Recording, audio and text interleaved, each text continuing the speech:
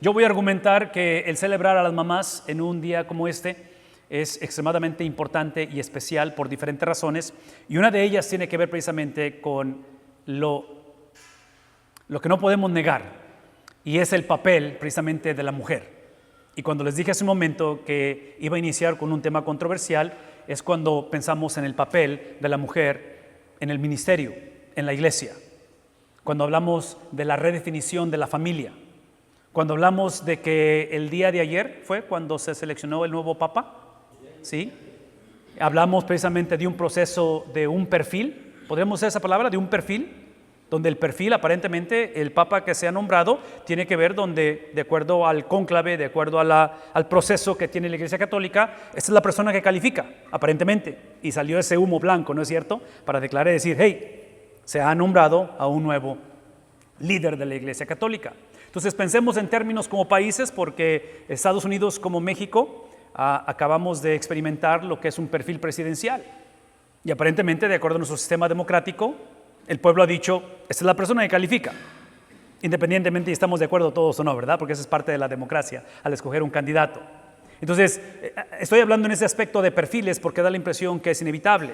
Cuando hablamos de la revitalización de la iglesia, el principio que vamos a hablar de la iglesia inicia, toda revitalización, toda salud de la iglesia inicia a través de un revitalizador, de un líder.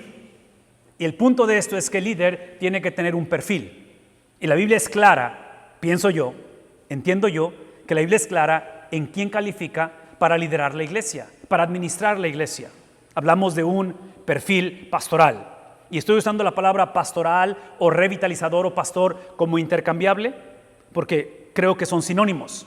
Entonces, en cuestión de una iglesia que necesita ser revitalizada, definitivamente tiene que ver con un revitalizador. Y vamos a hablar de esto más adelante en detalle, pero a la misma vez, porque eso es inevitable, cuando pensamos en una iglesia que está estancada o en decadencia, también depende precisamente de ese líder, que es el punto, de que ya sé que la iglesia es saludable o es vibrante y está creciendo y está llevando a cabo la misión por la cual ha sido instituida, o es la iglesia que se mueve en dirección opuesta. Al final de la conversación, de acuerdo al diseño de Dios o de acuerdo a un perfil, en este caso en nuestros gobiernos, eventualmente la persona que recibe el privilegio de liderar también recibe, adivinen qué, la responsabilidad si esto no funciona. Yo en lo personal soy amante del básquetbol, y ahorita en el básquetbol profesional en Estados Unidos están los famosos playoffs, que tiene que ver con las finales. Entonces, una característica de ahorita de los equipos que sucede me imagino que también en México con el fútbol, lo que sea, cuando un equipo no alcanza lo que debe de alcanzar, que es el campeonato, y terminan con una temporada media mal o mediocre, lo que sea, típicamente no corren a los jugadores, alguna vez sí, pero al que típicamente corren, adivinen quién es. Es el entrenador. ¿Por qué? Porque es el responsable, por eso es el entrenador, ¿no es cierto? Entonces, pensemos en esos términos, porque si piensas a nivel país, inclusive en cuestión de la Iglesia Católica, que es muy fácil hablar de la Iglesia Católica, porque todos venimos de ahí hasta cierta manera, es lo que predomina en nuestra cultura, y la otra es de que es un imperio todavía global. Entonces, es fácil hablar de ellos en el sentido de que si ustedes ven si vemos la trayectoria de los últimos papas, ahorita yo argumentaría, con este que acaba de entrar, yo voy a argumentar, esta es mi perspectiva, viendo lo que ha pasado en los últimos 2 o 3 papas que han salido y que han fallecido, obviamente algunos de ellos, es precisamente cómo se está secularizando el papado. ¿No están de acuerdo conmigo en ello? Y otra vez, yo sé que son temas controversiales y no deseamos ofender a nadie, pero cuando hablo de este tipo de cosas, es obvio que ya sea el gobierno o los gobiernos, ya sea la Iglesia Católica, podemos inevitablemente hablar de la paja en el ojo de ellos, pero adivinen qué es lo que implica. Que tenemos que ver la viga en el propio, ¿verdad? Porque se los dije hace un momento, todos somos teólogos, eso implica que todos tenemos teología imperfecta. Lo único que estoy tratando de decir es esto. Hace algunos días les dije que tenemos 3 hijos.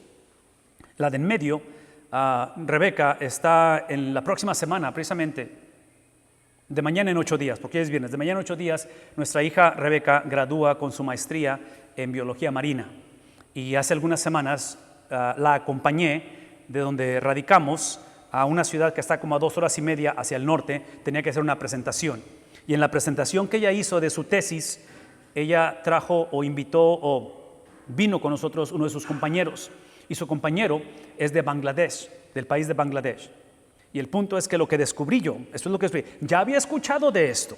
¿Alguien sabe la religión que predomina en Bangladesh? Son países musulmanes, completamente musulmanes. Entonces, al punto es de que yo ya había escuchado de esto, pero me tocó experimentarlo por primera vez. Y me tocó experimentar lo que podríamos etiquetar un Islam secular. ¿Está bien dicho eso? Secularizado. O secularizado. ¿Sí? Que si te pones a pensar como musulmán, es una contradicción de términos. Porque la cultura musulmana o la religión es extremadamente apegada a sus raíces, a su teología. ¿Están de acuerdo conmigo en eso? O sea, es un celo, ¿verdad? ¿Qué es el punto?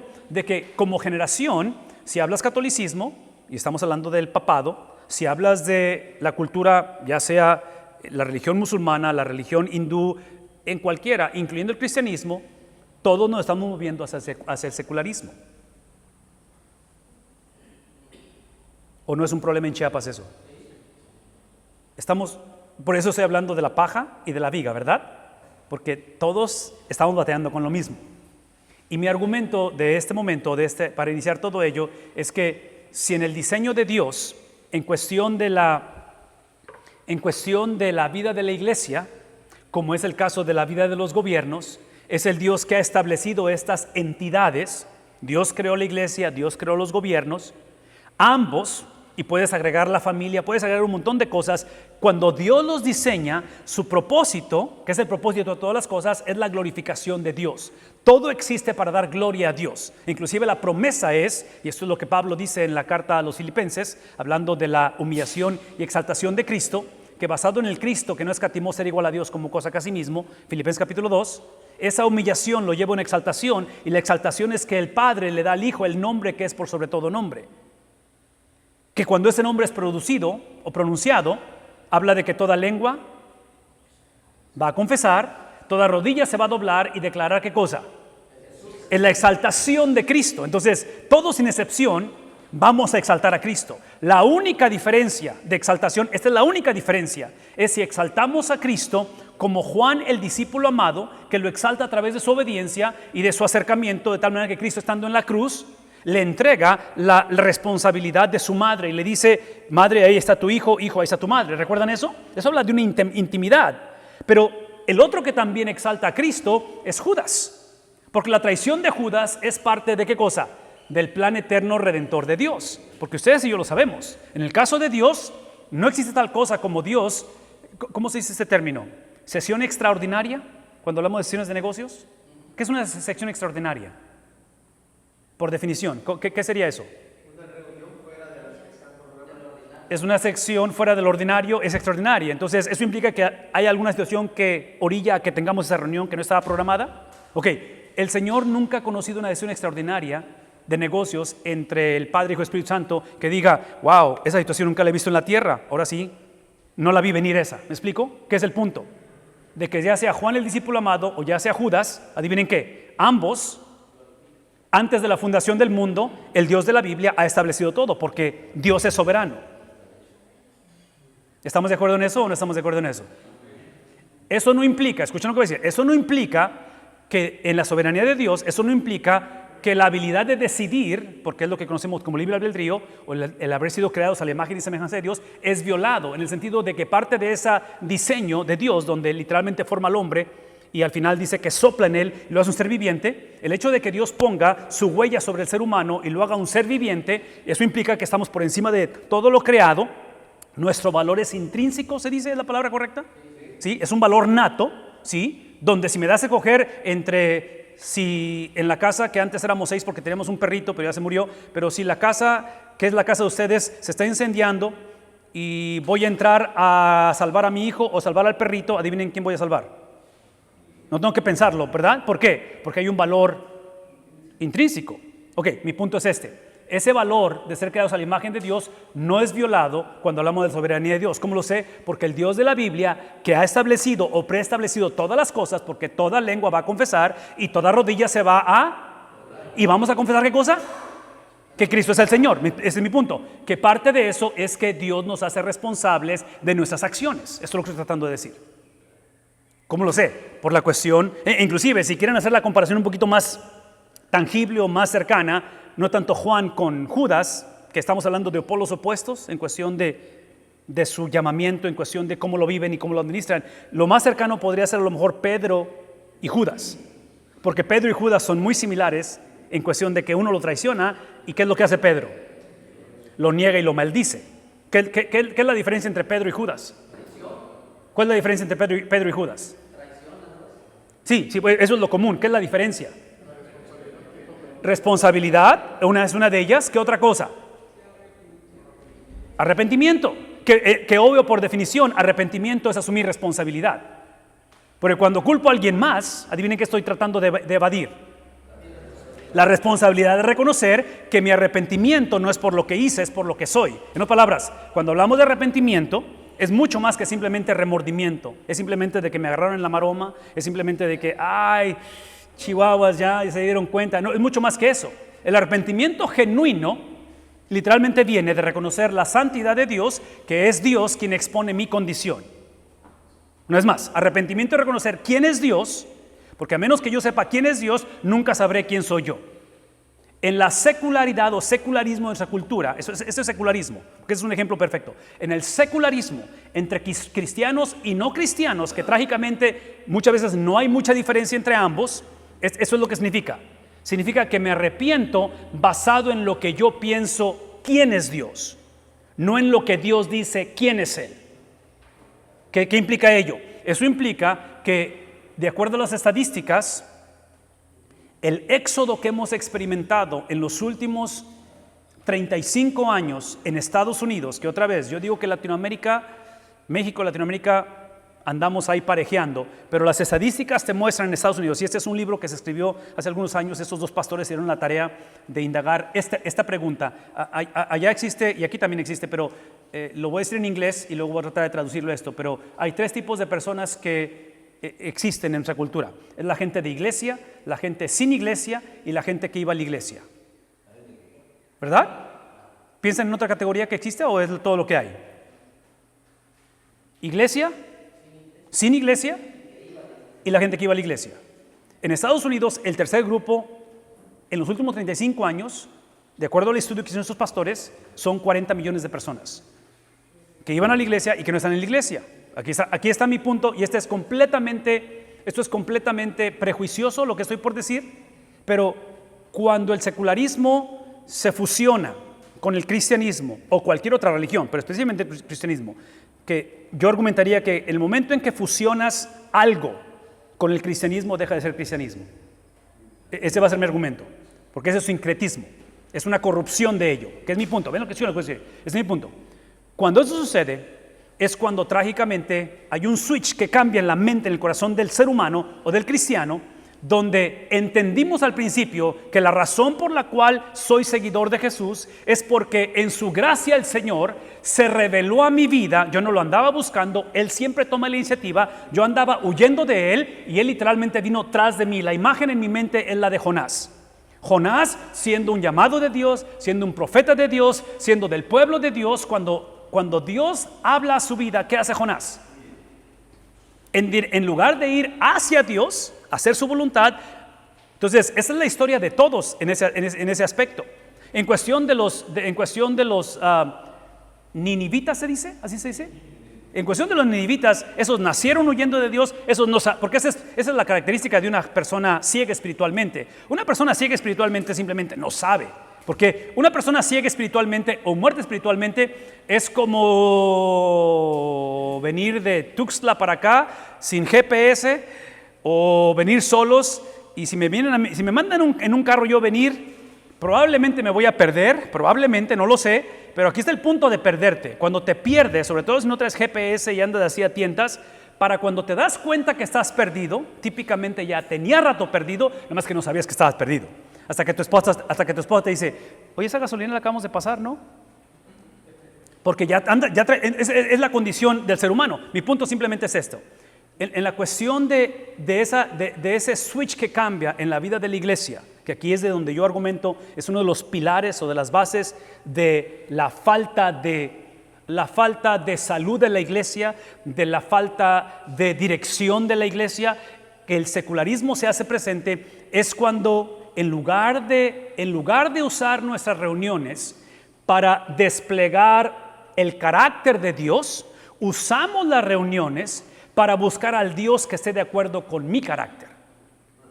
Inclusive la iglesia que busco y a la que voy tiene que ser la iglesia que va de acuerdo conmigo, con mi trayectoria, mi teología. Y otra vez, es obvio que no estoy de acuerdo en cuestión de tener homogeneidad doctrinal, todo eso, pero ¿será posible que la esencia del evangelio no es tanto tener un Dios que esté de acuerdo conmigo? La esencia del evangelio es que el Dios de la Biblia, del cual yo estaba como Jonás huyendo, y en la historia de Jonás, si recuerdan, la manera en que Dios persigue a Jonás, irónicamente lo persigue a través de marineros paganos. ¿Recuerdan la historia? Son paganos esos marineros, y ellos son instrumentos de Dios para mostrarle a Jonás que estaba huyendo.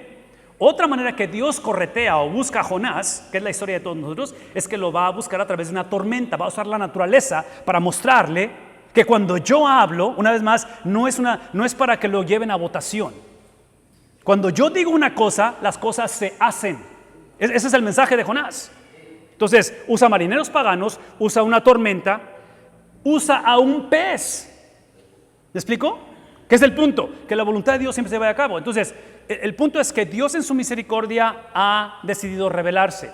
Mi papá trabajó 26 años en la Comisión Federal de Electricidad. Y una de las cosas que aprendí al obviamente vivir con él y aprender de él es que en el sistema eléctrico hay un positivo, negativo y hay un neutro. Y el neutro lo que hace es que aterriza la instalación eléctrica, que si hay una sobrecarga, típicamente el neutro hace que se bote el fusible o la cuchilla o lo que le llamen para proteger el sistema eléctrico, ¿verdad? Entonces el neutro es para proteger. Eso es lo que trato de decir. Cuando se trata del Dios de la Biblia que toma la iniciativa, a la luz de la palabra de Dios, el Dios de la Biblia es fuego consumidor. Moisés le dijo, muéstrame tu rostro. ¿Y qué dijo el Señor? No puedo, porque si te lo muestro, ¿qué va a pasar? Entonces, el punto es este. El hombre necesita protección, primeramente, no de Satanás, no del infierno, ni de sí mismo.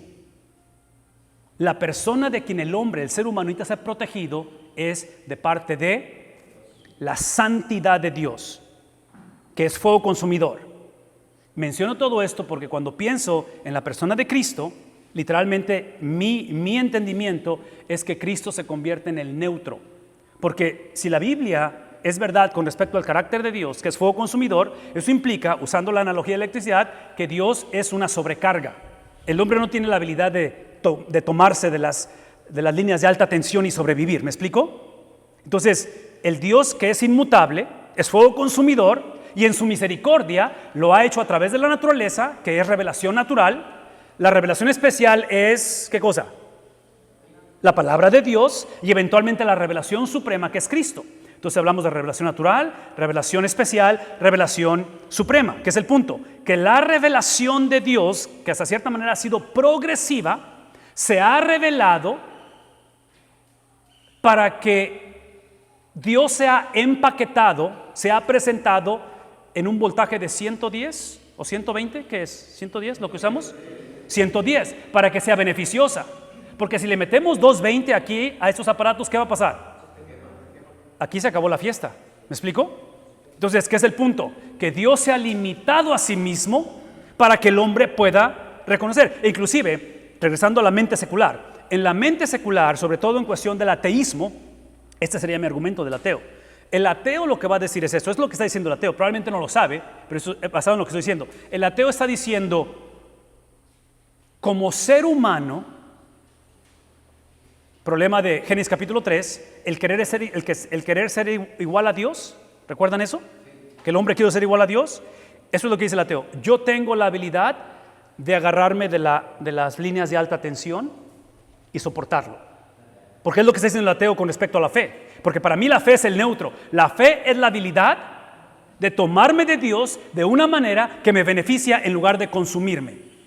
¿Está bien dicho eso? ¿Sí? ¿Consumirme? De destruirme, de aniquilarme.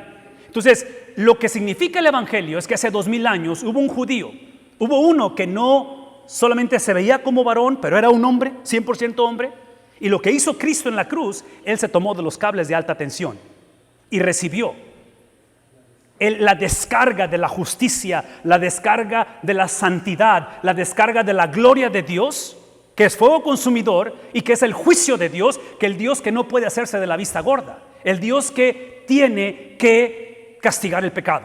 No tiene opción Dios. ¿Están de acuerdo conmigo en ello? El alma que pecare, alguien tiene que morir. Él no se puede hacer de la vista gorda. Entonces, esa es la gracia de Dios. La gracia de Dios es de que Cristo se tomó de esos cables y fue electrocutado. Cosa que debió de haber sucedido ¿a quién? A nosotros. Entonces, la gracia de Dios es que el Dios de la Biblia, que no puede cambiar su voltaje, ¿verdad? Porque yo voy a argumentar que cuando nuestra predicación sigue enfocándose en cambiar la conducta de la iglesia, cuando la predicación se enfoca en sermones prácticos, cuando la predicación se enfoca en instruir a los jóvenes qué hacer en la tentación. Escuchen todo este lenguaje que está basado en la persona. Cuando la predicación es así o es gobernada de esa manera, empezamos a construir un evangelio moralista. Un evangelio que está basado en mi habilidad de tomarme de esos cables de tal manera que corrompemos la imagen de Dios. Y aquí está el punto, y esa es la manera en que lo sé, por experiencia propia y por lo que vemos. Cuando el ser humano y el cristiano pasa por el valle de sombra y de muerte, cuando pasamos por situaciones nunca antes previstas, y la imagen que tenemos o la imagen que prefabricamos o el concepto que ha estado siempre ahí, a lo mejor nunca lo hemos dicho públicamente, de ese Dios que otra vez está comercializado, ese Dios que ha sido negociado, cuando pasamos por el valle de sombra de muerte, la reacción que tenemos habla más de lo que yo pienso con respecto a la persona de Dios que lo que Dios piensa, en este caso, de la maldad y el sufrimiento. ¿Vimos la diferencia? O si no es más, yo no estoy en contra de lo que pensamos de Dios, porque aquí es donde tenemos que regresar de que no queremos un cristianismo simplemente un cristianismo sin intelecto. Tenemos que saber lo que creemos y tenemos que saber lo que creemos. No es más, tenemos que saber lo que creemos, por qué creo lo que creo, ¿sí? Y de dónde viene lo que creo. Entonces, tenemos que tener un intelecto, tenemos que saber, ¿me explico? No es una fe ciega, pero a la misma vez, la cuestión de intelecto para mí es simplemente, si pensamos en términos de un edificio, es simplemente el vestíbulo. Y ese vestíbulo me lleva, si pensamos en un santuario, está el vestíbulo para entrar al santuario. El santuario para mí, en esta experiencia, que inicia con el intelecto, eventualmente es la convicción de declarar que Él es quien dice que Él es. ¿Me explico? Y es donde entra ese regalo de Dios, que para mí el regalo, la gracia de Dios inmerecida, es la habilidad de confesar que Él es el Señor. Es la fe. Que una vez más, regresando a los ateos, que piensan que la fe es simplemente una muleta que el cristiano usa porque nuestra mente es muy débil y tenemos que prefabricar dioses, ¿verdad? O un dios o una deidad, que para mí es completamente irónico. Esa es la razón. Es completamente irónico lo que dice el ateo en ese aspecto, porque no hay manera, ese es el argumento que yo tendría con un ateo, no hay manera que tú me digas que nosotros como cristianos creamos o prefabricamos dioses o un dios por la cuestión de que es nuestra muleta, porque cojeamos en nuestro intelecto y somos débiles, porque no hay un ser humano sobre la faz de la tierra que pudiera crear o prefabricar un Dios al cual le va a temer. Y el Dios de la Biblia, la peculiaridad del Dios de la Biblia, es el Dios que es aterrador. ¿Está bien dicho esa palabra? Es el terror que se traduce en reverencia. Es el terror que se traduce donde los discípulos están en la barca, Cristo está tomando una siesta, se embravece el mar y temen morir. Cristo se para, ¿y qué es lo que hace Cristo? Les recuerda que Él no simplemente era un rabino que predicaba acerca de Dios. Cristo, al controlar la naturaleza, les dice: yo soy Dios el cual predico. ¿Qué es el punto? Que los discípulos que temían morir pasan a un estado de terror y dicen: ¿quién es este? ¿Quién es este que aún los... Entonces, mi punto simplemente es esto. Para mí la revitalización, regresando a lo que estamos hablando, la revitalización es a través del diseño de Dios, que en este caso es un revitalizador, es la persona que califica nuestro trabajo como revitalizadores, es reintroducir de una manera cotidiana, no lo que yo pienso, no lo que yo siento, no, es introducir el carácter de Dios. Y tenemos el privilegio de hacerlo a través de la predicación. Tenemos el privilegio de ser llamados a instruir, a recordar, a reintroducir una y otra vez. Entonces, por eso en la predicación, que en mi opinión es predicación expositiva, no hay otra manera de predicar, está gobernada por el texto. Porque el texto, se los dije hace un momento, revelación natural, el firmamento cuenta, ¿me explico? La esencia, ¿quién es Dios? La revelación especial es la Biblia. Entonces, ya sea lo natural, lo especial, o ya sea Cristo mismo, ¿sí? El punto de esto es Dios. Entonces, mis sermones, mi enseñanza tiene que estar gobernada por el texto, en lugar de yo decir, no, yo voy a escoger el texto que me permita comunicar lo que la iglesia necesita. No. Es el texto quien me escoge a mí, no yo el texto. Pues si no es más, el predicador no escoge el texto, es el texto que escoge el predicador. Porque todo lo que estamos haciendo, ¿qué estamos haciendo? La predicación es simplemente ¿qué? Comunicar.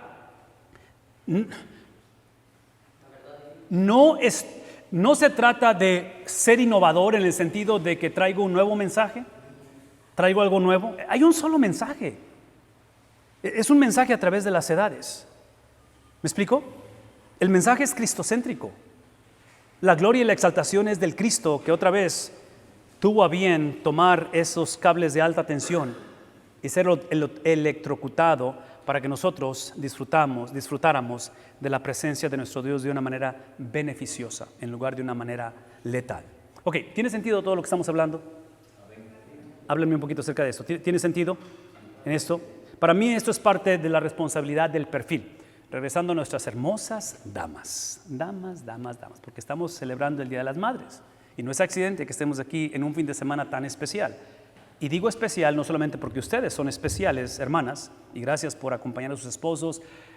Y yo sé que no todas a lo mejor están casadas, algunas tal vez estuvieron casadas, ya, cualquiera que sea el caso. Escuchen lo que voy a decir.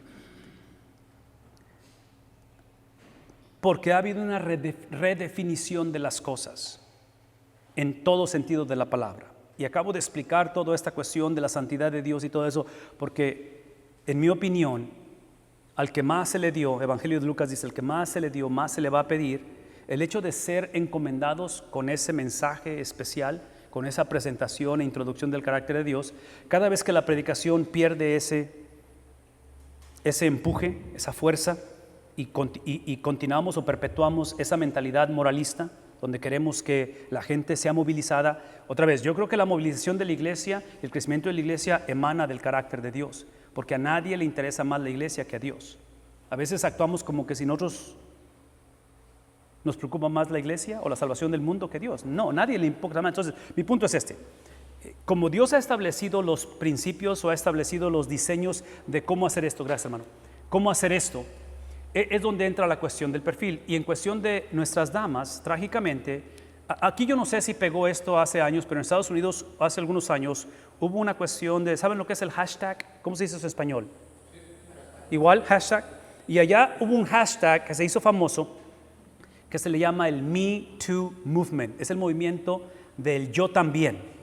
Y tenía que ver precisamente con el abuso, que es una realidad, ¿verdad? El acoso sexual, el abuso, en este caso de las damas, de las niñas y todo ese rollo. Entonces fue un despertar donde otra vez no estoy en contra de eso, pero se ha mezclado con una mentalidad secular, porque de ahí entra el feminismo. Y aquí está mi punto, es que el concepto de las damas, de ser madre, ha sido redefinido. Inclusive, ahorita no lo traigo conmigo, pero esto lo hablé hace poco. ¿Dónde lo hablé? No sé dónde prediqué hace poco, pero donde quiera que haya predicado, hablé acerca de esto. Y lo recuerdo y se los voy a decir. 2 de los periódicos de más influencia en Estados Unidos, de más influencia global, mundial, hablaron acerca de 2 cosas. Número 1, hablaron acerca del índice de, ¿cómo se dice? El índice de nacimientos, así se dice, de bebés. Natalidad es la palabra que buscaba. Estados Unidos, porque les acabo de decir, ¿verdad? La vanguardia, Europa, Japón, están emproblemados, no sé si sepan eso, por el índice de natalidad que tiene décadas que ha ido en declive. Francia hace algunos años tuvo que mover de la edad de 60. En Francia, legalmente, la edad oficial de jubilación era 62 años, pero por su índice de natalidad que ha ido en decadencia, lo movieron a 65 años y obviamente la gente protestó. Pero lo hicieron porque el ritmo en el cual el número de gente va saliendo o envejeciendo no es compatible o comparable con lo que está entrando, porque no hay suficientes niños. ¿Qué es el punto? Que en Estados Unidos, adivinen qué, ya empezó a sentirse la diferencia y aquí está el punto. Entonces el gobierno está diciendo, hey, necesito que tengan niños. Aquí está lo trágico y aquí está la mente secular en toda su expresión. Y otra vez, estoy sonando crítico en contra del gobierno, pero estoy hablando de la paja, ¿verdad? Porque el resto de nuestro tiempo es hablar de la viga. Así es que nada más agárrense, no quiero que estén sonriendo ni hablando, sí, esos gobiernos seculares, porque otra vez, no andamos muy lejos de esto. No solamente está un problema de natalidad en índice en Estados Unidos, pero aparentemente el gobierno está diciendo, lo que queremos hacer, la estrategia es estimular y motivar a las mujeres a que tengan hijos. Aquí está el problema con eso, de que a la luz de la Biblia los hijos se tienen dentro de un pacto, de una relación de pacto, que se llama matrimonio. Entonces el gobierno está diciendo, hey, esta cuestión del matrimonio es una idea anticuada y aparte se ha redefinido de tal manera que hablar de matrimonio hoy en día puede ser 2 varones, que es obvio que por el diseño de Dios violado no pueden tener hijos, ¿verdad? El punto es el punto es de que, dices tú, ya no sabes si es el Pinto o el Colorado, o sea, ¿a quién le vas con todo este relajo? Pienso como abuelo porque ahora viendo a mi nieta, adivinen qué, es lo que le estamos heredando. Y como pastor y como padre y como abuelo, la pregunta es dentro de la tarea, basado en el perfil, porque yo no soy responsable de la salvación de mis hijos. Yo no soy responsable de la salvación de mi nieta. ¿Qué es el punto? De que la salvación es la obra del Espíritu Santo, no es la obra de un padre que ora o de un padre que predica. Escuchen tantito. La oración y la predicación son los vehículos que Dios usa para salvar, pero quien salva es el Espíritu Santo. Entonces, mi responsabilidad es que si mis hijos o mis nietos rechazan el Evangelio, esa es mi responsabilidad, es asegurarme que rechacen el Evangelio y no una caricatura del Evangelio. Porque lo que hemos estado predicando, al violar los perfiles y los diseños originales, que en este caso ustedes como damas, trágicamente han estado recibiendo y han sido víctimas de esa descripción, inclusive por el abuso que ha habido en el hogar de la mujer, las diferencias que hay en la sociedad, que no son bíblicas. Las mujeres han respondido, y otra vez, entiendo la respuesta, hashtag el Me Too Movement que le llamaron, o el movimiento de yo también, o sea, que me consideren, yo pienso que es legítimo ello, pero yo no creo que la respuesta es simplemente tratar de encontrar igualdad en esta vida, porque aquí están las malas noticias, buenas noticias del Evangelio. Hablemos de gobierno, hablemos de un papado, hablemos de un pastorado, hablemos de la iglesia, hablemos del hogar. Por favor, escuchen. El hecho de que Dios ha diseñado las cosas con un propósito y con un plan eterno, porque estamos en un mundo gobernado por Génesis capítulo 3, todo ha sido afectado. Entonces no existe pastor perfecto, no existe matrimonio perfecto, siempre va a haber abuso, siempre va a haber corrupción. ¿Hasta cuándo? Hasta que no es cuando cambiemos de presidente, es cuando venga el pastor de los pastores. Entonces la pregunta es, si el mundo va en decadencia o por qué va en decadencia, porque la corrupción se normaliza y se celebra, la pregunta es ¿cómo preparas a las siguientes generaciones? ¿Cómo le haces? Porque de aquí a 40 años, 60 años, que nuestros hijos y nuestros nietos sean los pastores de las iglesias que estamos pastoreando ahorita, ellos van a navegar aguas más turbulentas, de acuerdo a lo que estamos viendo. La pregunta es ¿cómo los preparamos? Y yo voy a argumentar que no es, una vez más, no es a través de responsabilizarnos de su conversión, en el sentido de que esa es la obra del Espíritu Santo. Es reconocer que si el Espíritu Santo es quien transforma, produce, genera vida donde hay muerte, el Espíritu Santo ha escogido cómo hacerlo.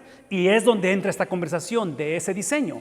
Entonces aquí está la pregunta con respecto a ese diseño, porque pensando en la cuestión del hogar, por ejemplo, en ese diseño, la pregunta es de que ¿cuál es el perfil que Dios ha escogido? Ya sea el perfil del revitalizador. ¿Cuál es el perfil que Dios ha escogido? Porque tengo una nieta y eventualmente mi nieta va a escoger un varón para casarse. Eso espero que suceda en cuestión de que se casen esos niños. ¿Cuál es el perfil para que una señorita escoja un varón? Esta es la diferencia. La diferencia es cuando escoges basado en la persona, independientemente del perfil.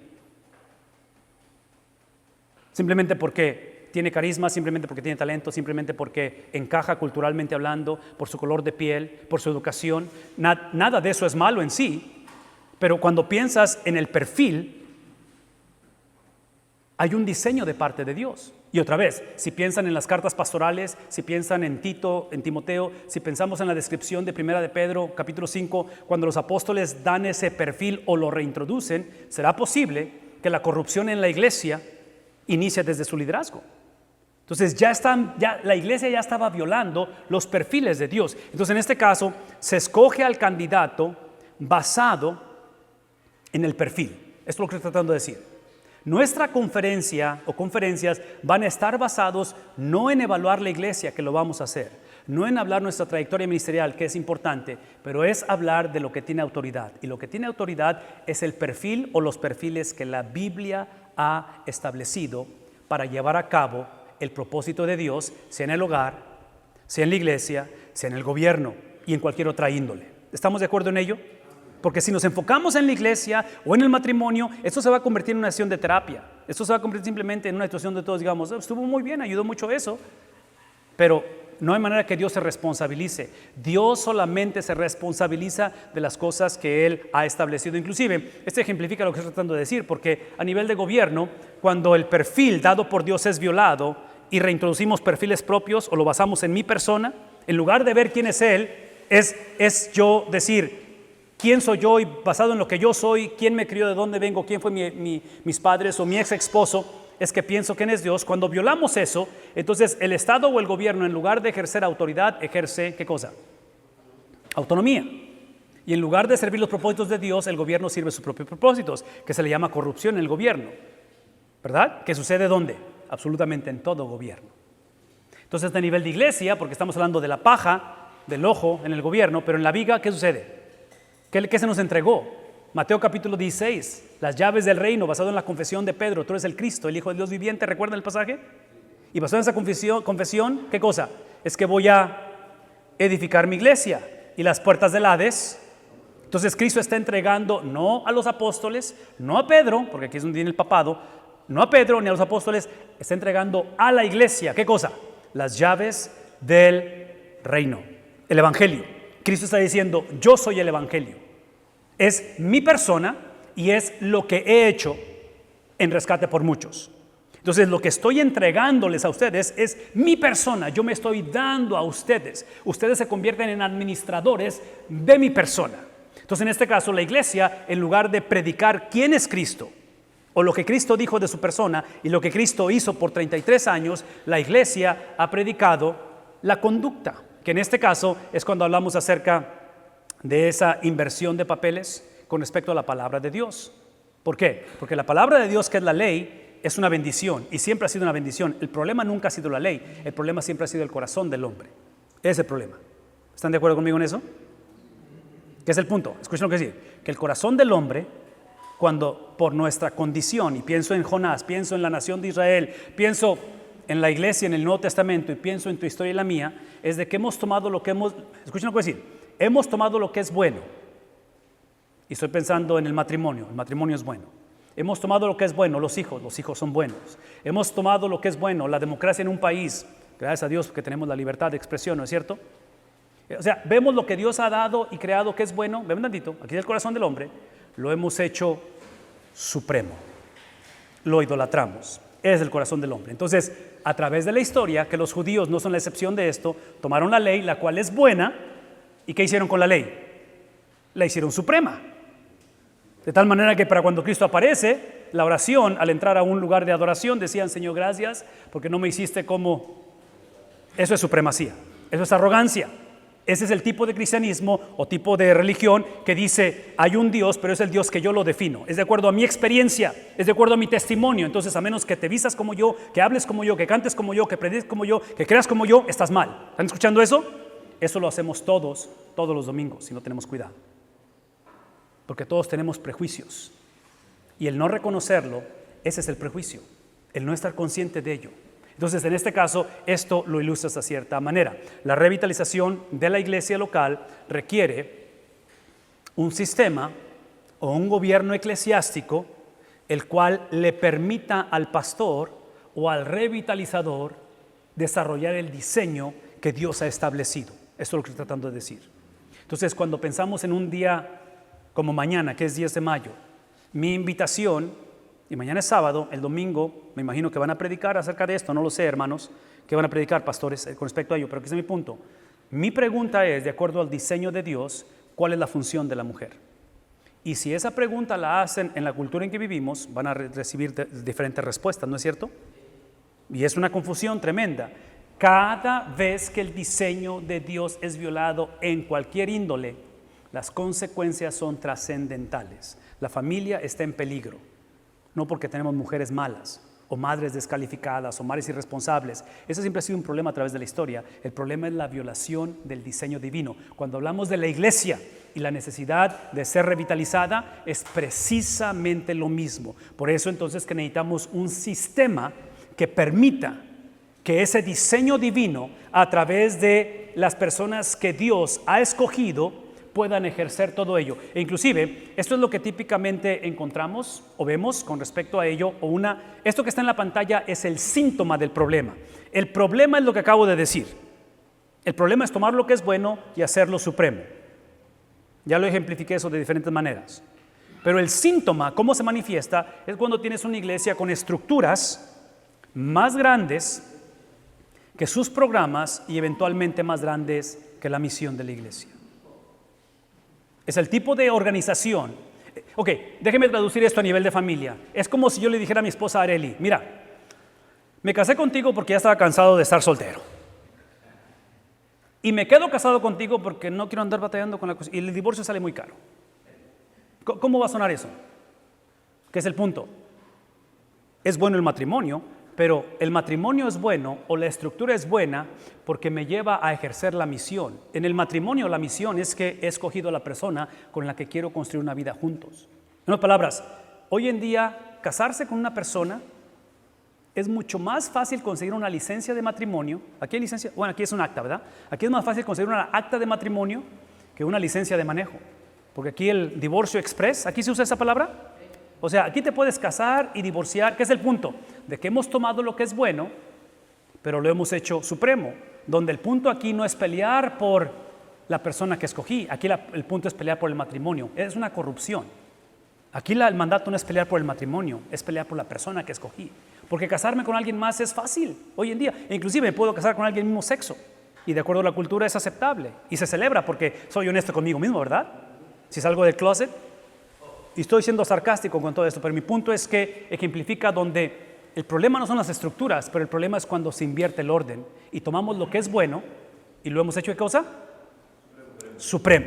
Y así es como se ve la iglesia hoy en día, donde la misión de la iglesia es opacada, o es perdida, o es confusa, o simplemente nadie sabe cuál es la misión de la iglesia porque estamos gobernados por la manera en que siempre se han hecho las cosas. Estamos gobernados por las tradiciones. Otra vez, no escuchen de mí que estoy en contra de tradiciones. Simplemente estoy diciendo que las tradiciones, la estructura, el gobierno, el sistema, los distintivos bautistas o cualquier otra denominación son necesarios siempre y cuando sirvan la misión. Esto es lo que estoy tratando de decir. Pero en este caso, para hablar de la misión de la iglesia está automáticamente entretejida precisamente con aquello que Dios ha establecido como el catalítico o los catalíticos o los administradores, mayordomos de esa misión, que es el cuerpo pastoral. Es lo que estoy tratando de decir. Entonces, hablar de una iglesia sin pastor o una iglesia con una relación mala con su pastor, quien va a sufrir, adivinen quién va a ser. Es la misión. Y si la misión sufre, sufre el reino de Dios. Y si el reino de Dios sufre, adivinen qué. Cuando sufre el reino de Dios, la iglesia está diciendo, yo puedo tomar otra vez esa alta tensión y puedo relacionarme con Dios como yo quiera relacionarme. Y el problema es que tenemos una generación de hombres y mujeres que por centenas de millares están yendo a una eternidad sin quién. Están yendo sin Cristo. Y es injusto, es mala administración. cuando este es el cuadro de la iglesia, porque hemos violado los perfiles, hemos violado el diseño original. ¿Qué es lo que queremos hacer? Y esto es lo que deseamos alcanzar para el resto de nuestro tiempo juntos. Queremos redescubrir, reintroducir, y este es mi argumento, y esto es completamente, otra vez, completamente prejuicioso. Por favor, véanme tantito. La tarea número 1 del pastor, o de los pastores, por favor, escúchenme. La tarea número 1 del pastor es la predicación de la palabra de Dios. Y estoy abierto a debatir eso, y estoy abierto a argumentarlo, y estoy abierto a aprender de otros, siempre. Si alguien me puede mostrar que el pastor es llamado a hacer otras cosas por encima de la predicación o la exposición de la palabra de Dios, estoy abierto. Pero hasta donde yo alcanzo a entender la Biblia, es la exposición. ¿Saben por qué? ¿Saben por qué es la exposición de la palabra de Dios? Porque el ser humano no es salvo por la palabra de Dios. Es salvo exclusivamente por la palabra hecha carne, que es Cristo. Pero cuando eres salvo, o en el momento que eres salvo para la palabra de Dios. No somos salvos pero somos salvos para la palabra de Dios. Entonces, en mi predicación semanal, constante, estoy básicamente enfatizando dos cosas. Estoy enfatizando la introducción de la palabra hecha carne, que es Cristo, porque en la iglesia siempre va a haber gente que no conoce de Cristo. Entonces tengo que estar hablando de esto constantemente, porque siempre tiene que haber presentación del Evangelio, ¿verdad? Entonces la Biblia me da esa tarea de hablar de eso, pero simultáneamente mi predicación tiene que estar nutriendo o reintroduciendo a ese Cristo hecho carne para edificación de la iglesia. Entonces esa es la misión de la iglesia. Esta palabra que está aquí es encarnada y cristalizada a través de programas, es a través de estructuras. Ya me la volteé aquí. A través de estructuras, y todo eso existe. Estructuras y programas son conceptos que se mueven a través de la historia. Les dije que veníamos de Ciudad Mante. En Ciudad Mante, en aquellos años de secundaria, había lo que se conocían como videocentros. ¿Recuerdan esos? Donde rentabas películas. ¿Aquí no había videocentros? Allá se llamaban. ¿Qué es el punto? Escuchen lo que voy a decir. Que en aquel tiempo existían, yo todavía tengo presente cuando papá llegó y nos prometió que iba a comprar una videocasetera. Yo tengo presente ese momento, estaba en la secundaria y papá prometió comprar y eventualmente la compró. ¿Qué es el punto? De que las películas estaban en los formatos de beta y de VHS. Vean tantito. Si yo le doy a mi hijo que tiene 22 años una película en VHS, ahorita, yo no creo que él se oponga a la película que está ahí, si yo se la recomiendo. El problema es que me va a decir, ¿qué hago con esto? Es lo que me va a preguntar. ¿Qué es el punto? De que la película, asumiendo que es una buena película, siempre es relevante, tiene un buen mensaje esa película. El problema es que es percibida irrelevante. La película no es irrelevante, pero es ¿qué cosa? Percibida, porque mi hijo no sabe qué hacer con el cassette de VHS, porque mi hijo no tiene una videocasetera. ¿Qué es el punto? ¿Será posible que cuando este orden esté invertido, estamos predicando el mensaje que es relevante de Jesucristo, pero es percibido, ¿de qué manera? Irrelevante. Porque lo que estamos predicando, escuchen lo que decir, estamos predicando, el enfoque de la predicación hoy en día está basado en lo que la iglesia necesita hacer. Cuando el mensaje del Evangelio no es lo que la iglesia necesita hacer, es lo que Cristo ya hizo. Pero cuando reconocemos lo que Cristo ya hizo, y digo cuando reconocemos, la manera en que reconozco lo que Cristo ha hecho, la manera en que cambio el enfoque de mi persona, mi mejoramiento, mi mejoría, mi crecimiento, mi desarrollo, mis sueños, y cambiar ese enfoque al Cristo crucificado, al Cristo resucitado, cuando ese enfoque sucede, esa es la gracia de Dios. Es la habilidad de dejar de enfocarme en mí, de tratar de salir adelante, porque eso es cuando tomas la ley y la exaltas. Pero cuando reconozco quién es Cristo, su obra, su suficiencia, cuando reconozco que Él fue el que tomó esos cables de alta tensión y me doy cuenta que esa gracia, esa gloria, esa presencia de Cristo ahora crea en mí algo nuevo, el momento que sucede eso, ahora sí tengo que hablar acerca de la palabra de Dios en cuestión de obedecerla. Pero mi obediencia no es porque tengo que obedecerla, es porque puedo obedecerla. El salmista dice que encuentro en ella algo que es más dulce que la miel, la que destila del panal. Ahora anhelo diezmar, anhelo servir, anhelo perdonar, anhelo, ¿qué cosa? ¿Me explico? Anhelo la misión de Cristo. Anhelo el carácter de Cristo. Anhelo la fama de Cristo. Anhelo la gloria de Cristo. Anhelo a Cristo. De tal manera que el galardón, la herencia inmarcesible, dice Pedro, ¿quién es? ¿Qué recibiremos en el cielo? ¿Qué es el cielo? Y aun cuando el cielo es un lugar, aun cuando creemos que es un lugar donde moraremos, el cielo es una persona. El cielo es Cristo. Esto que estoy diciendo va a tener, y otra vez, piensen en los que no están aquí, los que no han nacido, porque la persecución solamente va a continuar creciendo y agudizándose. Esto que acabo de decir, a través de una carta como Primera de Pedro, a través del libro de Hebreos, a través de Apocalipsis, tiene completamente sentido cuando estás bajo persecución severa. Pero típicamente esas cartas las leemos desde la comodidad de nuestra casa, donde no conocemos la persecución y por eso nos encanta debatirlo. Porque tenemos mucho tiempo en nuestras manos y porque hemos caído en el error basado en todo lo que he explicado, donde lo que estamos diciendo sin decir, cuando la predicación está gobernada por la conducta de la gente, cuando está gobernada por principios moralistas y terapéuticos, esto es lo que estamos diciendo. Número 1, la gracia de Dios no es voluntaria, Dios me la debe. Porque como he creído en Él y he confesado y he respondido al llamado, más vale que Dios haga esto, esto y esto. ¿Cómo lo sé? Otra vez, porque en Estados Unidos 40 millones de personas han salido de la iglesia y mi argumento, otra vez completamente prejuicioso, es que iglesia, no iglesia, ¿y cuál fue el último grupo? Los que estaban en la iglesia. Esos que estaban en la iglesia, mucha gente ha dejado las filas del evangelio porque pensaron que la gracia de Dios me la debía a Dios. Él me la debe. Por lo tanto, cuando yo oré y mi mamá tuvo un tumor, adivinen qué, Él tiene la obligación ¿a qué? A sanarme. ¿No suena como evangelio de la prosperidad? ¿No suena eso? Es una distorsión de la gracia de Dios. Escúchenme por favor, hermanos. Esto que acabo de decir a todos nos sucede. ¿Y cómo podemos posicionar a la iglesia, a los nietos, a los hijos en una actitud ofensiva, proactiva en estos temas? De la maldad, del sufrimiento, de las cosas nunca antes previstas, en lugar de estar reaccionando, es a través de la exposición de la palabra de Dios. Porque cuando predicas a través de libros de la Biblia, esto que estoy diciendo, hermanos, te va a forzar a hablarlo, el texto. El problema de nuestra generación, ese es el problema de nuestra generación, es que esos temas que estoy hablando ahorita, hermano, típicamente los hablamos o los enseñamos hasta que alguien los necesita. Y mi argumento va a ser este. Si esto que acabo de decir de la maldad del sufrimiento lo vas a aprender en momentos de prueba, y esto va a sonar controversial, pero va a ser un poquito tarde, porque no que Dios no pueda restaurar o hacer lo imposible, pero el daño es irreversible muchas de las veces.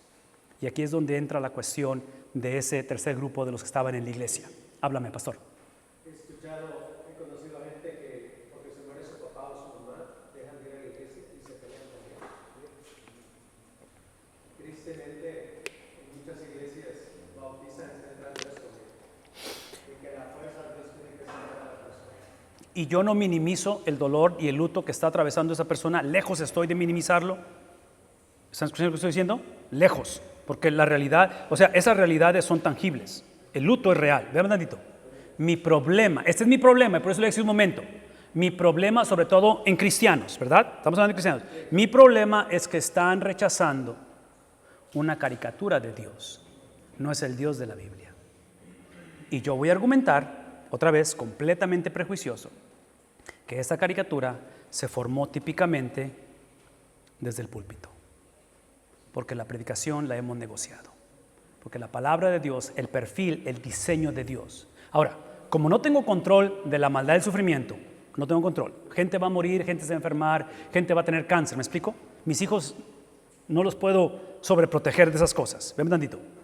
La meta es de que cuando una persona dentro de la iglesia, un hijo, una nieta, escoja rebelarse ante Dios porque no encajó en su paradigma de lo que Dios debió de haber hecho y suceda eso, para mí como padre me va a ser devastador que actúen de esa manera, pero hasta cierto punto mi labor o mi sentir es de que si deciden rechazar al Dios de la Biblia, ¿me explico? Pero mi problema es cuando rechazan la caricatura que hemos prefabricado. Es la caricatura que vemos en Facebook todo el tiempo, de la manera en que tomamos pasajes de la Biblia, los sacamos de contexto y los afirmamos y los declaramos y los, ¿me explico? Y dices tú, wow, espérame tantito. Y les doy un ejemplo así nada más rapidito que me viene a la mente, Romanos 8:28. ¿Qué dice Romanos 8:28? Los que aman a Dios, y sabemos que Pablo está asumiendo que la iglesia sabe, lo cual yo quiero decir a Pablo, Pablo, eres extremadamente optimista, porque es obvio que los hermanos no sabían. ¿Me explico?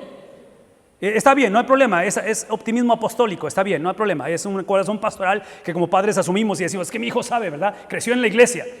No, no sabe, y no sabe porque el púlpito ha sido negociado. Es mi punto, ¿me explico? Mi punto es la predicación, mi punto es el perfil pastoral, mi punto es el revitalizador. Entonces Pablo dice, hey, y sabemos que a los que aman a Dios, ¿qué es la siguiente palabra? Todas, aquí está el punto. Para mí el énfasis está en el todo, porque el punto para mí es que está diciendo Pablo esto, que todas las cosas que al cristiano le va a pasar todo. Lo que le pasa al inconverso, al injusto, al impío, también, que es el punto, de que la subcultura del cristianismo es que si te pones la camiseta de Cristo, vas a estar inmune de cierto. Sí te van a pasar algunas, pero no las más difíciles, ¿verdad? Y Pablo está diciendo, todas las cosas nos van a pasar. Todas las cosas. Y no estamos prediciendo o anticipando, ¿qué cosa? Tragedias, ni estamos manipulando a la gente, ni aterrorizando a la gente de que, si no diezmas vas a perder el trabajo. No. Todo lo que estamos tratando de decir es que si la vocación de Cristo fue el sufrir, Él vino a sufrir, a eso vino Cristo. ¿Están de acuerdo conmigo en ello? A ver, ¿están de acuerdo que el sufrimiento de Cristo fue preestablecido antes de la fundación del mundo? ¿Están de acuerdo que en Génesis capítulo 3, después de que el hombre cae, peca, la caída del hombre, y viene el Padre y viene el Dios y establece juicio sobre la serpiente, sobre la mujer y el varón? ¿Recuerdan el juicio que ejerce? Automáticamente introduce el protoevangelio. Capítulo 3, versículo 15. ¿Qué es el protoevangelio? Dice que la simiente de la mujer, enemistad, y que la simiente de la mujer aplastará la cabeza de... ¿Recuerdan la película de Mel Gibson? De la Pasión de Cristo, que inicia con esa escena donde literalmente toma la cabeza. Ok, aquí es el punto. El protoevangelio es que viene esa simiente de la mujer que sabemos hoy en día, entendemos que está hablando de Cristo, ¿verdad?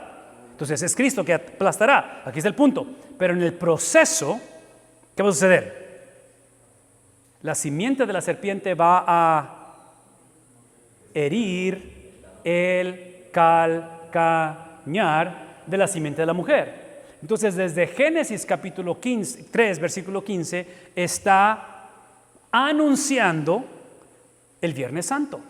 Entonces, por eso estoy afirmando, estoy diciendo que la venida de Cristo, su pasión, su vocación, hablando de mi hija que gradúa en su carrera, ¿me explico? Tiene una vocación, ¿verdad? Es la inclinación que tiene ella, es lo que quiere hacer con su vida, es una vocación. La vocación de Cristo fue el sufrimiento. ¿Cómo lo sé eso? ¿Dónde nació Cristo? ¿Cómo nació Cristo? ¿Cuál fue su condición de Cristo? A lo suyo vino. ¿Cómo lo describe? Como el verdadero Israel, como aquel que es el varón de dolores, el siervo sufriente, Isaías 53, ¿verdad? Entonces, por eso dije al principio que la traición de Judas fue preestablecida antes de la fundación del mundo. Judas como el resto de la humanidad, somos instrumentos de Dios, todos sin excepción, porque Él es soberano. Entonces mi punto es que si Cristo, que es el pastor, Cristo es el esposo, Cristo es el líder, Cristo es el modelo, Cristo es nuestro capitán y su vocación fue el sufrimiento, adivinen cuál es la vocación del cristiano. ¿Cuál es la vocación del cristiano? Por eso es que hablar del evangelio y la prosperidad no es el evangelio, es una corrupción del evangelio. Porque lo que hace el evangelio de la prosperidad, hace afirmaciones que son bíblicas hasta después de la segunda venida de Cristo. Pero ellos lo predican como si son verdad antes de la venida de Cristo. ¿Ven la confusión que hay aquí? Pues una vez más, lo que afirman ellos de que no más enfermedad, vas a ser sano y bla, bla, todo eso, sí va a ser, es cierto eso. ¿Hasta cuándo? Hasta que Cristo venga. ¿Me explico? Pero mientras estés en este mundo, adivinen qué, todos envejecemos, perdemos el pelo y eventualmente morimos, porque la paga del pecado es La única diferencia es que nuestra perspectiva ha cambiado, aun cuando estoy en este cuerpo que va en decadencia y aun cuando he sido libre del concepto, ya se me fue la palabra, no es la palabra judicial, no sé, estoy hablando del concepto legal del pecado. En Cristo he sido libre de la justicia, he sido libre del yugo del pecado. Lo que no he sido libre, en otras palabras, cuando yo vine a Cristo, fui libre del pecado legalmente, pero no fue aniquilada la carne. Una vez más, he sido libre del pecado y parte de la libertad del pecado es porque estaba casado al pecado. En otras palabras, no tropecé en la oscuridad, nacimos siendo amantes de las tinieblas. A ver, díganme, ¿sí es cierto o no? ¿O pecamos así como el Chespirito sin querer queriendo? Fue con alevosía y desventaja, ¿no es cierto? No fue así de que fue un resbalón, no. Somos hijos del primer Adán. Ok, entonces, legalmente hemos sido libres de esa relación legal del pecado. La implicación para el cristiano es que cuando pecamos, no sí, pero cuando pecamos porque queremos, no porque tenemos. Una persona sin Cristo no tiene opción, tiene que pecar por obligación. El cristiano peca porque, dígalo, porque quiere, ¿verdad? Que nos hace doblemente responsable. Entonces, aquí está el punto. Como la carne no fue aniquilada en la conversión, cuando finalmente venga Cristo por segunda vez y seamos transformados, ¿qué cosa? En un instante, por primera vez conoceremos la ausencia de la presencia del pecado. Entonces, existe una situación tripartita en nuestra relación del pecado, donde legalmente soy libre. Entonces, cuando peco, mi relación con el pecado es que el pecado está en un ataúd, porque estoy muerto al pecado. Cuando peco, lo que estoy haciendo es que estoy yendo al cementerio, agarro una pala y estoy cavando y sacando el ataúd y abro el ataúd. Eso es pecar. Estoy sacando algo que ya está muerto, pero yo lo revivo, ¿verdad? Eso es pecar. Escucha lo que voy a decir.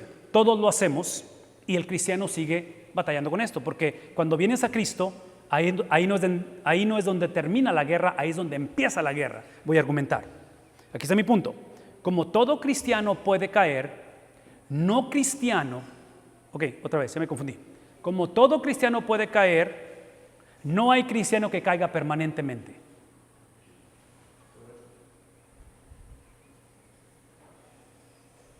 Es obvio que lo que acabo de decir no es un sácame de apuros y denle vuelo a la hilacha, ¿verdad? Porque como quiera, no caemos permanentemente. Lo dije desde un principio.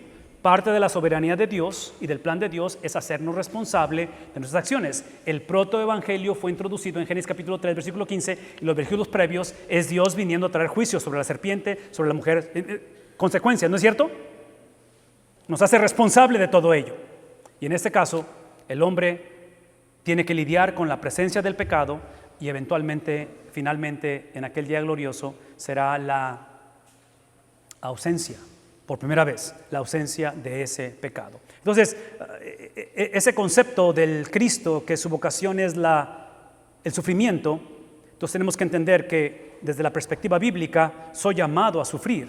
Y aquí está el punto, por favor escúchenme, porque no estoy predicando un evangelio de martirio y no estoy diciendo que entre más suframos, más nos parecemos a Cristo. Ese es el punto. El punto es que no todo cristiano va a sufrir de la misma manera. ¿Estamos de acuerdo con ello? Una vez más, no todo cristiano sufrirá de la misma manera, pero todo cristiano tiene que estar preparado para dar su defensa de la fe cuando sufra. Una vez más, el reto que tenemos hoy en día, cuando esto es invertido, es que estamos criando, formando, discipulando una generación que no sabe dar una apologética, una defensa de la fe cuando sufre. Entonces lo dije hace un momento, lo voy a decir una vez más, y con esto voy a terminar. Necesitamos un break, ¿verdad? Escuchen lo que dice, con esto voy a terminar. Aquí está el reto pastoral, y yo sé que la mayoría de aquí somos pastores, estamos en el ministerio, algunos deben de estar en el ministerio, no sé qué están esperando, pero cualquiera que sea el caso, escuchen lo que voy a decir. Los que no están en el ministerio como iglesia, lleven este mensaje a sus iglesias. El reto del pastor, asumiendo que estamos predicando expositivamente, que estamos permitiendo que el texto nos escoja en lugar de yo escoger el texto, ¿verdad? Y voy a hablar más de eso más adelante, porque eso implica que mi trabajo como predicador o como expositor de la palabra es leer el texto, explicar el texto y aplicar el texto. Eso es lo que hago cada domingo. Leo el texto, empiezo con el texto, no empiezo con la cultura, no empiezo con lo que está pasando en el mundo, no empiezo con que es Día de las Madres. y es obvio que el Día de las Madres es importante predicarlo, pero aún si predico el Día de las Madres, algo enfocado el Día de las Madres, tengo que predicar el texto primeramente. ¿Me explico? Voy a usar la celebración simplemente como el vehículo para predicar el texto. Entonces, la predicación expositiva, ¿sí?, es donde el texto escoge al predicador, no el predicador el texto. ¿Y cómo lo hago eso? Creando la disciplina de predicar a través de libros de la Biblia. Esa es mi recomendación, en lugar de andar brincando de tema en tema y todo eso. Ok, entonces leo el texto. ¿Qué fue la segunda? Explico el texto. ¿Y la tercera? Aplico el texto. Ok, entonces aquí está mi punto. Asumiendo que estoy haciendo eso, cuando se trata en la cuestión de lidiar con la defensa de la fe, con la apologética, con aprovechar cada experiencia, incluyendo el sufrimiento y la maldad en la vida del cristiano, el reto pastoral es que la mayoría de nuestras iglesias ignoran o ignoramos todo lo que acabo de decir. Y de ahí explica ese tercer grupo de los que antes iban a la iglesia. Porque como compartió ahorita el pastor, tenemos un montón de cristianos que han rechazado no a Dios, sino la caricatura que han creado de Dios, ¿verdad? Ok, entonces, por una parte, esto que acabo de explicar de la teología de la maldad y del sufrimiento, típicamente la explicamos en una conversación personal, con la familia, en el momento de luto, en lugar de predicarlo constantemente al predicar a través de libros de la Biblia. Si predican Primera de Pedro, esto que estoy diciendo lo van a explicar por semanas, porque es lo que Hebreos habla de esto, ¿me explico? Aquí está mi punto. Entonces, por una parte, el cristiano está consumiendo la atención y la energía del pastor, tratando de explicar cosas que son básicas, si conociéramos la palabra de Dios. Y esa cuestión de absorberme como pastor, explicando el ABC del cristianismo, quien está pagando el precio más grande es el inconverso. Y esa es la razón. Esa es la razón. Porque si Romanos 8, 28 y 29 es verdad, 28 dice que los que aman a Dios, sabemos que los que aman a Dios, las cosas les saldrán bien, de acuerdo al propósito por el cual hemos llamado. El 29 habla acerca de lo que significa ese bien. Y lo que significa el 29 de Romanos 28, 29, habla acerca del concepto de predestinación. Y este concepto de predestinación, todo lo que está diciendo es que el punto de esto, el punto de las cosas que están sucediendo es la razón por la cual Cristo me escogió o me predestinó. Y la palabra predestinación lo que significa es que es el prefijo pre, que está diciendo que el destino está preestablecido. ¿Hacia dónde va esto? La meta, el galardón es Cristo. Entonces soy salvo para caminar en similitud a Cristo. ¿Estamos de acuerdo en ello? No soy salvo simplemente para evitar el infierno o las calamidades, y no soy salvo simplemente para un día simplemente ir al cielo. Eso es verdad si acaso conoces a Cristo y mueres, pero aquí todos se ven sanos, vivitos y coleando, así es que no creo que se me va a morir nadie ahorita. Entonces mientras estemos en este mundo, el propósito es ¿qué cosa? Caminar en similitud a Cristo. Es lo que está diciendo Romanos 8, aquí está el punto. El concepto de que todo ayuda a bien está basado a través de 29, que habla de ser formados, de ser predestinados a ser formados a la imagen del primogénito que es Cristo. Entonces, la habilidad de ser formado a la imagen de Cristo implica que toda tragedia que yo experimente en lo inmediato la proceso a través de lo postrero. Y lo postrero es que toda vereda va a ser enderezada. Lo postrero es de que aun cuando todos iremos a un sepulcro, viene el día en que los sepulcros se van a abrir. Y no solamente saldremos del sepulcro, pero saldremos con un cuerpo, ¿qué cosa? Glorificado. Un cuerpo, así como este cuerpo fue diseñado para este mundo, saldremos para un cuerpo que está diseñado para el mundo que Cristo ha preparado para nosotros. Entonces, ¿qué es el punto? De que toda lágrima será removida, todo luto será puesto en gozo. Entonces, esto que estoy explicando debemos de predicarlo cotidianamente. Entonces, la promesa es procesarlo inmediato a través de lo postrero. Es una perspectiva completamente, un paradigma diferente a través del Evangelio. Pero esto que estoy explicando, que típicamente el cristiano necesita una explicación privada, personal, porque necesita consejería, porque está atravesando luto y todo esto, que otra vez no estoy en contra que lo hagamos, pero si predicáramos esto cotidianamente, hacemos responsable a la iglesia que sepan qué hacer en el momento de eso. Estamos sacrificando una generación sin Cristo, porque este principio donde toda bendición, toda maldición, toda tragedia, toda pérdida será transformada en bendición, para el inconverso es lo opuesto. Para el inconverso toda bendición será juicio. Para el inconverso toda bondad, y porque Dios es bueno y bendice y hace llover sobre justo e injusto, todo lo que Dios ha bendecido al mundo, en aquel día, adivinen qué sucederá. Va a recibir ese juicio, va a ser recibir la sobrecarga.